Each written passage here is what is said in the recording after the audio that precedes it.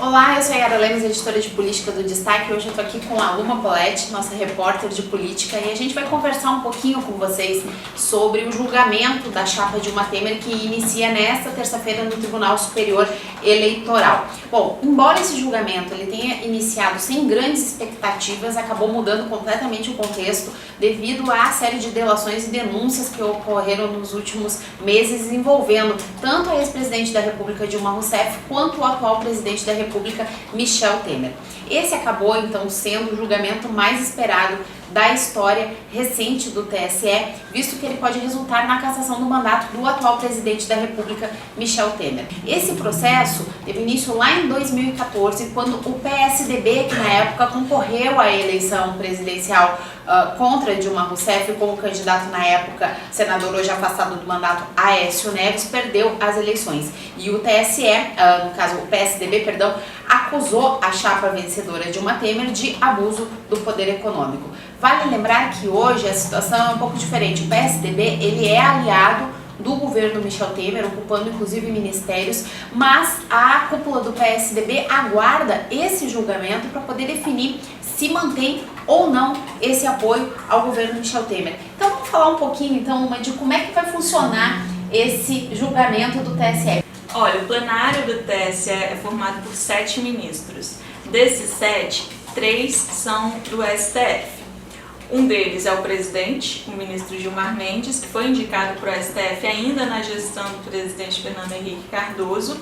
E os outros dois são a ministra Rosa Weber e o ministro Luiz Fux. Os dois foram indicados por o STF ainda na gestão da ex-presidente Dilma Rousseff.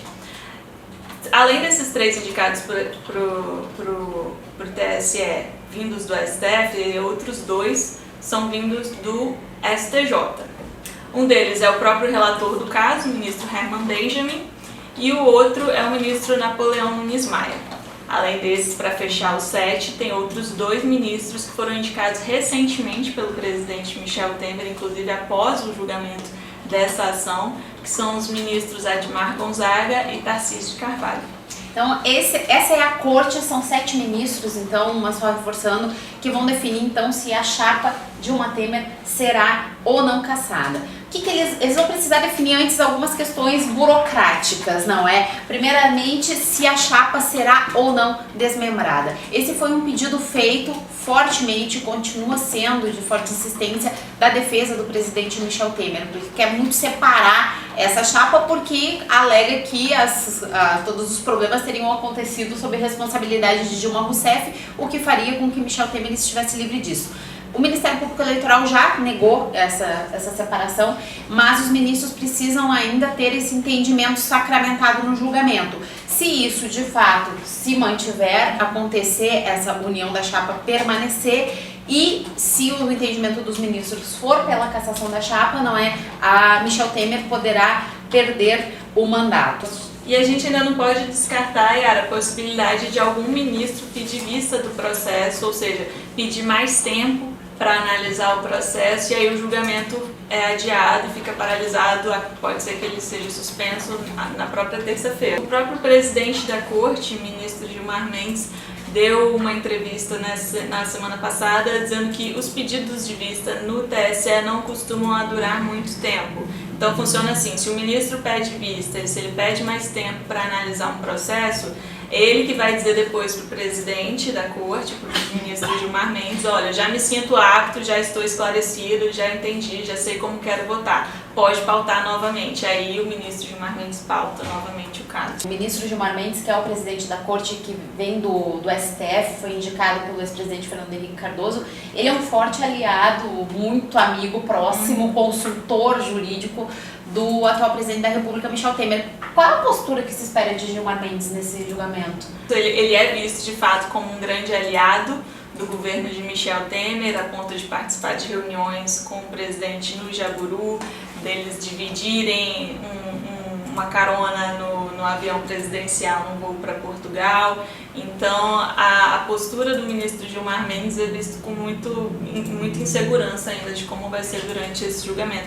E ainda uma outra questão que eles vão ter que decidir, que é possível anulação dos depoimentos do empresário Marcelo Odebrecht e do casal de marqueteiros Mônica Moura e João Santana. Esse pedido foi feito pela defesa da ex-presidente Dilma, porque eles acreditam que o processo fugiu do objeto, perdeu o objeto. Que como começou lá em 2014, finalzinho de 2014, então a Lava Jato estava em outra fase, ainda não existia uma possibilidade de delação do Odebrecht, muito menos do casal de marqueteiros, muito menos dessas últimas delações da JBS, que não fazem parte, não constam nos autos do processo do TSE, só que querendo ou não fazem parte de um conceito, de um contexto nacional que acaba querendo ou não influenciando esse julgamento. A defesa então está pedindo a retirada das delações da Odebrecht apenas e do casal de marqueteiros Mônica e João Santana. A JBS sequer entrou, mas ainda é algo que os ministros então vão ter que definir logo no início do julgamento se aceitam ou não esse pedido. Que se isso acontecer vai acabar de certa forma beneficiando a Michel Temer, porque se tirar essas delações enfraquece um pouco o peso da ação, não seria mais ou menos essa a análise? Claro, é isso. Se tirar os depoimentos dos delatores, perde a robustez da ação, porque, enfim, como a gente disse no início, quando tudo isso começou lá atrás com a ação do PSDB, as acusações feitas pelo partido eram pouco fracas, assim. E aí, com a chegada dos depoimentos dos delatores, constatou-se o que? O uso de caixa 2, compra de apoio de partido político para horário eleitoral, que eram coisas que não estavam na acusação inicial. Então, enfim, tudo isso vai depender se eles vão aceitar esse pedido para anular os depoimentos ou não. Vamos lembrar um pouquinho, então, porque a questão é a seguinte: se essa chapa de fato for cassada, a gente tem que lembrar que há toda uma estrutura, uma articulação dentro do Congresso com relação ao que aconteceria com o cargo de presidente da República, visto que nós não temos hoje vice-presidente, não é? A Constituição determina que, no caso de vacância, se isso ocorrer, seja realizadas eleições indiretas, que são aquelas em que o Congresso se reúne e os parlamentares escolhem o novo presidente da República. Mas já há no Congresso uma PEC que inclusive passou já na CCJ do Senado, Comissão de Constituição e Justiça, na última semana, pedindo que sejam realizadas eleições diretas. Como é que está essa situação para essa semana, que é uma semana decisiva, expectativa grande no TSE, no Congresso ali do outro lado? Como é que está funcionando essa situação de eleições diretas, essas discussões todas lá? Certo, olha, primeiro é bom esclarecer que a lei em vigor, de acordo com as regras atuais, a eleição só é direta no caso de vacância até a metade do mandato. Então essa PEC apresentada pelo senador Regufe, que foi aprovada na CCJ, ela amplia esse prazo. Ela diz que podem ser feitas eleições diretas em caso de vacância da presidência da República até 3 anos de mandato. Então, mas enfim, apesar dela ter sido aprovada na CCJ do Senado na semana passada, a tramitação de PEC, por ser uma emenda à Constituição, não é simplesmente um projeto de lei, ela é um pouco mais demorada. Então ela ainda precisa passar por 2 turnos de votação no plenário do Senado, para depois ir para análise da Câmara dos Deputados. Aí na Câmara dos Deputados ela passa novamente pela CCJ, por uma comissão especial, e depois novamente por 2 turnos de votação na Câmara. Ou seja, tudo muito demorado ainda, seja no Congresso com relação a essa questão de eleições diretas ou não, seja no STF, que o julgamento inicia nessa terça-feira, mas como a gente explicou, tudo depende de posicionamentos dos ministros, se pedidos de vista serão feitos ou não, o que eles vão acatar, que foi pedido pela defesa de Michel Temer no quesito desmembramento da chapa ou não, tudo depende.